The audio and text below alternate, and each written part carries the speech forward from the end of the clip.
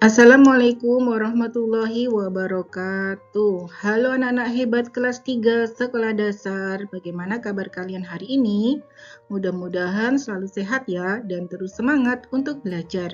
Hari ini kita akan belajar bahasa Indonesia di bab 8 Sahabat dari Seberang. Kita akan belajar mulai halaman 190 sampai dengan 204. Materi ini sesuai dengan buku paket Bahasa Indonesia kelas 3 Sekolah Dasar Kurikulum Merdeka. Let's go anak-anak. Kegiatan mengamati. Cermati kembali gambar internet aman. Berdiskusilah dengan teman. Lengkapi kalimat rumpang di bawah ini menggunakan kosakata di dalam kotak. Nah, kalian perhatikan kata yang di blok dengan warna kuning, yaitu kata rumpang.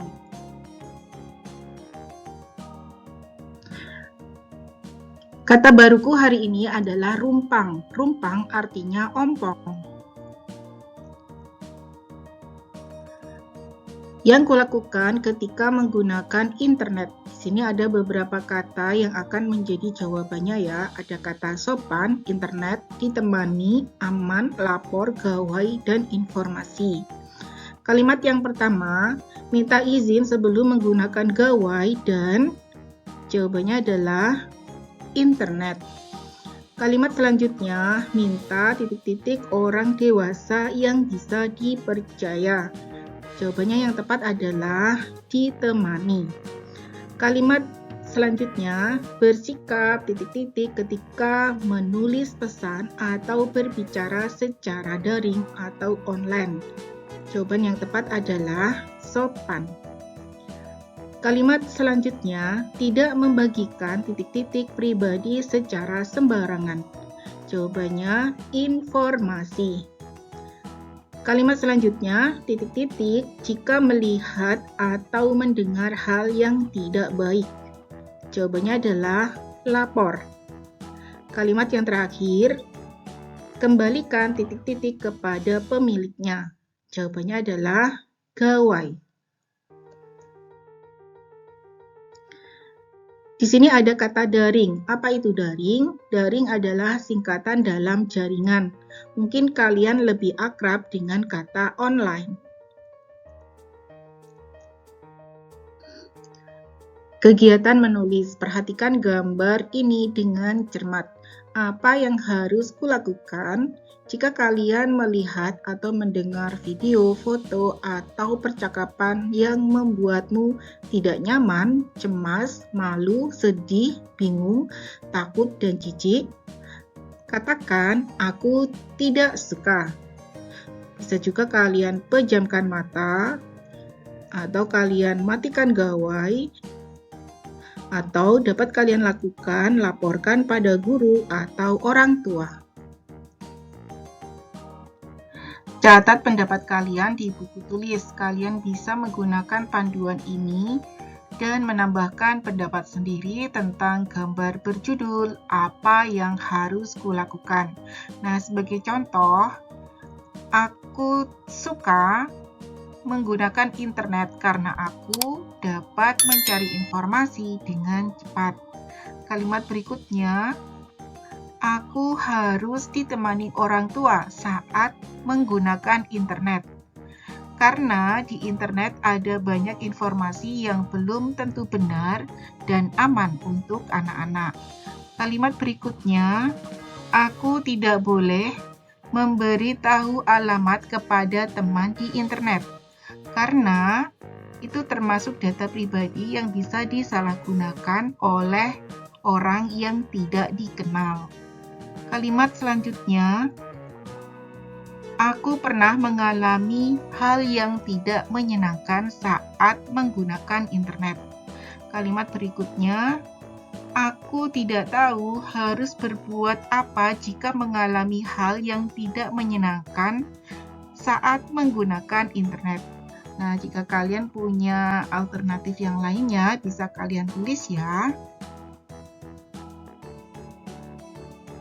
Tugas kalian adalah menuliskan pendapat dengan kalimat yang benar. Bahas bahasa. Perhatikan huruf kapital dan tanda bacanya. Salinlah percakapan ini di buku tulis. Letakkan huruf kapital dan tanda baca yang tepat. Baris pertama bisa kalian gunakan sebagai contoh. Percakapan pada baris pertama, halo Aru, kata halo huruf H-nya ditulis kapital, kemudian diberi tanda koma.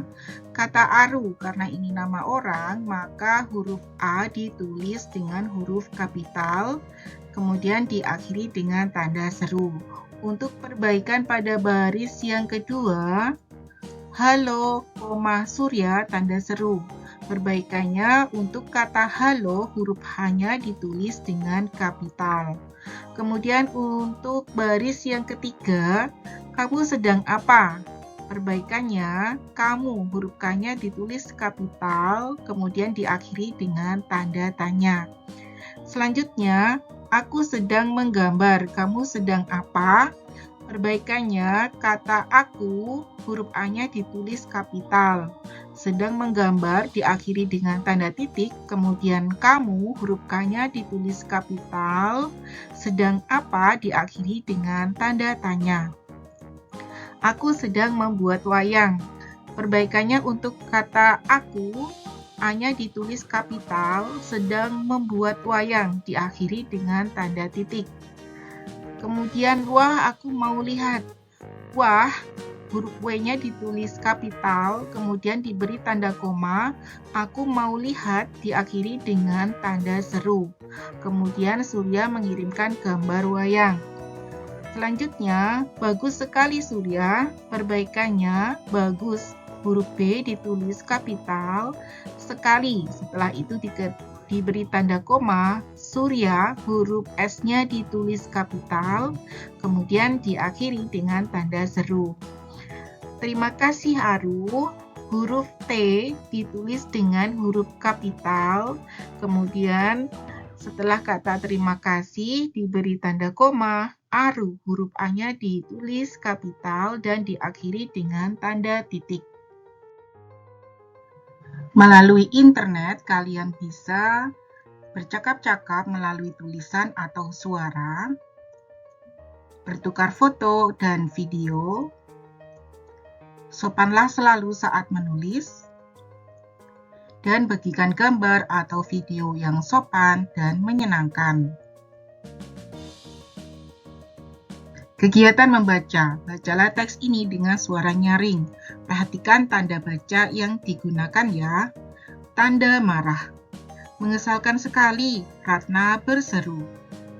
Bunda sedang mendampinginya bertanya, ada apa Ratna? Sambil menggerutu, Ratna bercerita tentang Wulan. Wulan tiba-tiba marah-marah padaku, Bun. Ratna memperlihatkan gawainya pada Bunda. Nah, kalian perhatikan kata yang diblok dengan warna kuning, yaitu kata menggerutu. Tak lama kemudian, Wulan menelepon Ratna. Setelah percakapan selesai, Ratna kembali ceria. Wulan minta maaf, Bunda. Ternyata tadi gawainya dimainkan adiknya. Ternyata. Nah, kalian perhatikan kata yang diblok dengan warna kuning, yaitu menelepon. Kata baruku menelepon dan menggerutu. Menelepon artinya memanggil atau berbicara melalui pesawat telepon. Menggerutu artinya mengulang-ulang perkataan karena kesal.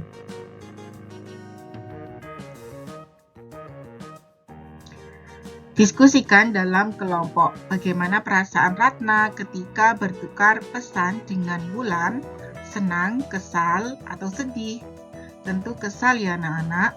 Mengapa? Karena Wulan memberikan tanda marah pada Ratna. Mengapa Ratna berpendapat bahwa Wulan marah? Karena Wulan membalas percakapan Ratna dengan memberikan tanda marah. Mengapa Ratna menggerutu?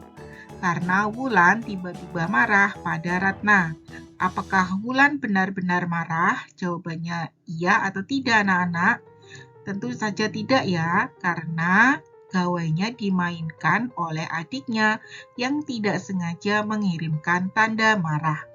Kesimpulan yang kudapatkan dari cerita ini adalah kita tidak boleh cepat mengambil kesimpulan atau berprasangka buruk saat bertukar pesan di gawai, karena bisa terjadi kesalahpahaman.